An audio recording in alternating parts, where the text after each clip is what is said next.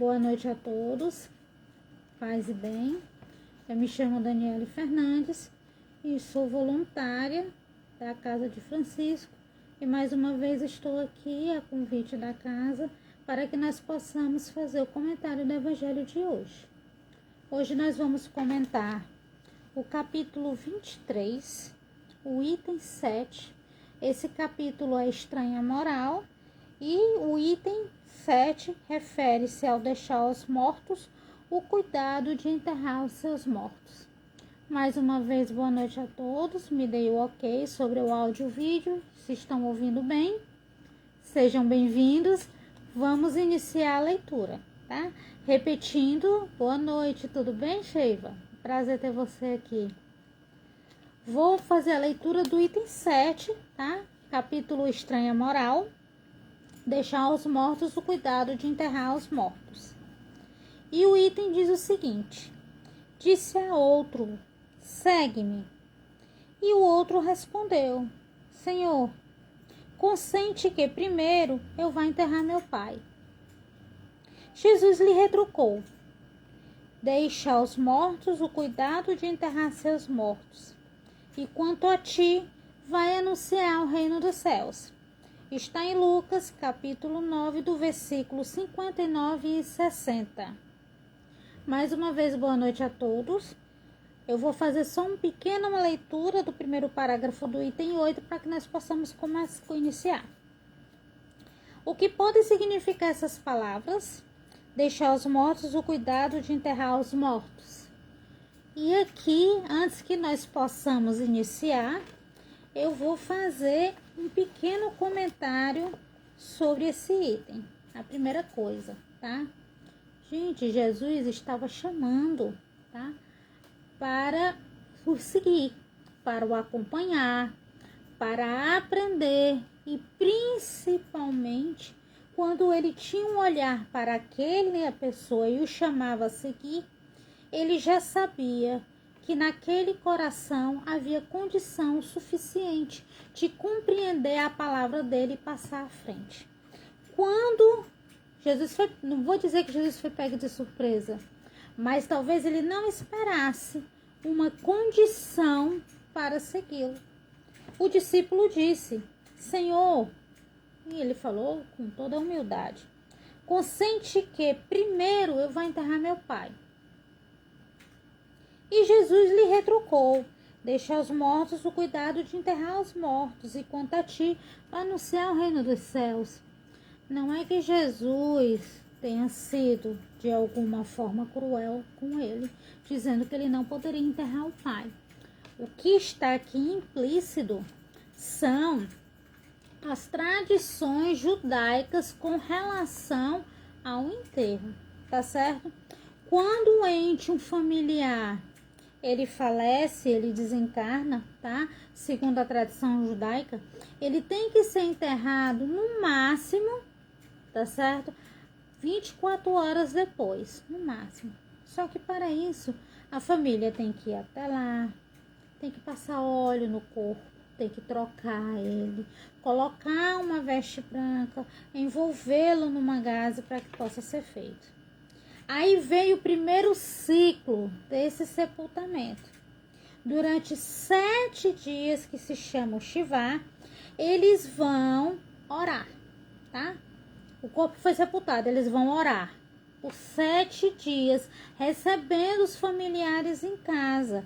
As famílias vão, levam oferendas, levam comida, porque eles ficam trancados lá dentro de casa orando, tá certo? Então são feitas todas as orações porque ele está chegando à eternidade. O segundo ciclo, que se chama Sheroslim, ele inicia no 7º dia e se estende por mais 23 dias, fazendo a mesma coisa. E só termina no nascer do sol do 30º dia. Gente, aí já foram 30 dias orando pelo seu morto, tá certo? O último dia desse ciclo vai se encerrar após 1 ano. Passado esse 1 ano, eles retornam ao local do sepultamento, trocam as vestes, colocam um pano que eles chamam que é um pano claro, né, uma veste branca, e eles colocam pedras em cima do sepultamento, mostrando que eles agora, somente depois de um ano, eles estão resignados em relação àquela despedida, tá certo? Então aqui ficou implícito, tá? Por quê? Porque os discípulos, eles seguiam essa tradição. Eles eram judeus. Jesus era judeu também. Então ele conhecia a tradição. O que ele quis dizer? Eu não posso esperar. Eu não posso esperar pela tua condição de passar um ano para me seguir. O meu chamado é agora. Não há tempo a esperar. Era o que Jesus dizia. Quando ele dizia, vem e me segue, tem que ser agora. Não existe desculpa. Então deixai os mortos. O cuidado de enterrar os seus mortos, aqui também vai ficar implícito, ou outro porém, é a questão de que a família, ela não está morta porque está em luto. Se aquela família naquele momento se sentia como ele, Jesus disse, deixa os mortos enterrar os mortos. Então essa era a explicação de Jesus. Ele não estava sendo rude, nem sendo, como eu posso dizer, insensível em relação à dor do seu discípulo. Mas ele precisava compreender que existe uma vida futura e que não precisa ficar um ano esperando para se sentir resignado com relação a isso, porque ele já sabe. A família, ela não está morta, ela está seguindo um luto segundo a sua tradição. E nós precisamos, nesse momento aqui, seguindo aqui a orientação de Jesus, é nos despojar daquilo que nos deixa morto para Deus. O que nos deixa morto para Deus? O que é? Quais são as condições que nós estamos colocando para seguir os ensinamentos de Jesus? Para seguir algo mais, para essa compreensão. E eu lhes pergunto, quem somos nós para ter uma condição, para impor algo?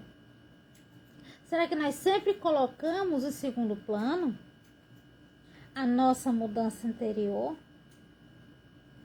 Para aqueles, como Jesus colocou, que estão se despojando do seu corpo físico, nós temos todo o respeito, toda a admiração, a lembrança, que é essencial, mas nós temos também a presença espiritual e a certeza de que nós vamos nos reencontrar, de que vai existir essa oportunidade, e isso é o que nos mantém, que é a certeza da vida futura, é a presença espiritual, é o saber que nós não morremos. O que se despoja é esse corpo que não serve mais. Então eu lhes pergunto, para seguir Jesus, muitos tinham esse entusiasmo. Eu vou seguir Jesus, eu vou seguir Jesus. Mas teria que ter a vontade. Teria que ter a vontade. Teria que ter a vocação. E eu sei que é difícil, Gi. Eu sei que é difícil. Mas existe algo aqui no nosso interior chamado fé. Que todos nós temos, todos nós carregamos. A fé é a certeza, é a aceitação. É principalmente a boa oportunidade no momento difícil. É nós sabermos de que em nenhum momento nós estamos sozinhos.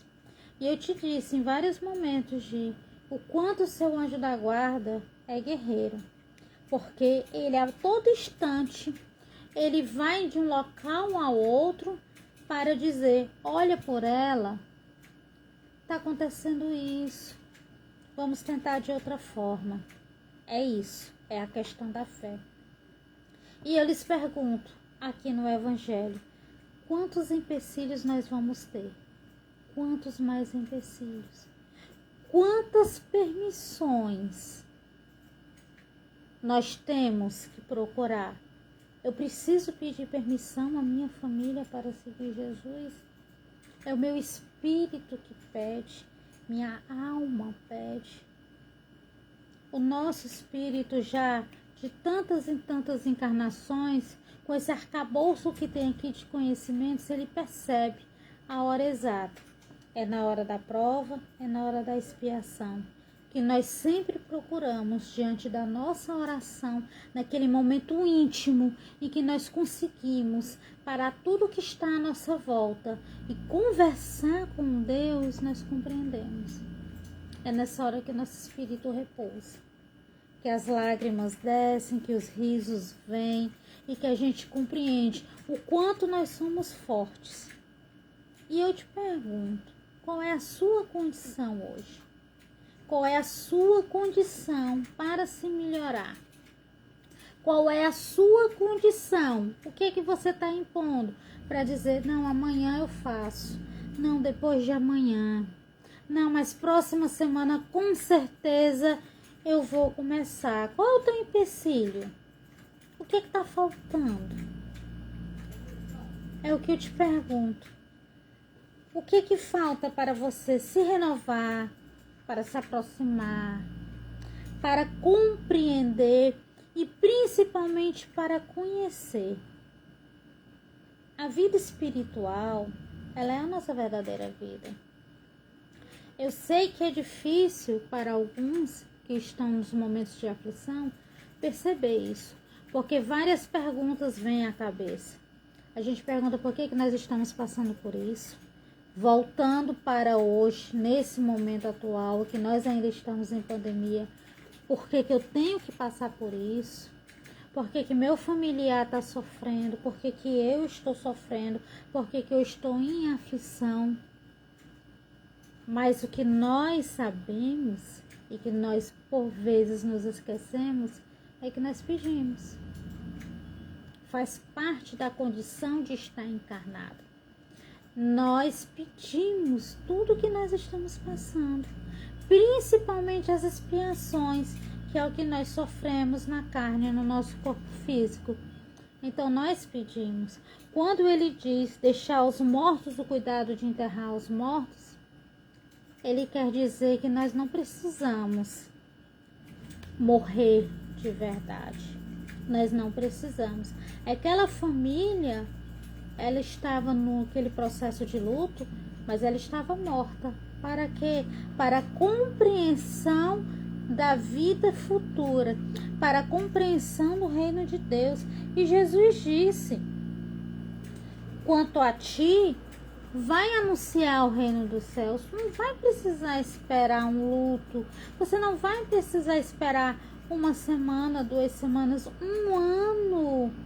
Apenas orando para aquele que está numa outra condição. Vai, aprende, te renova, te aproxima, compreende.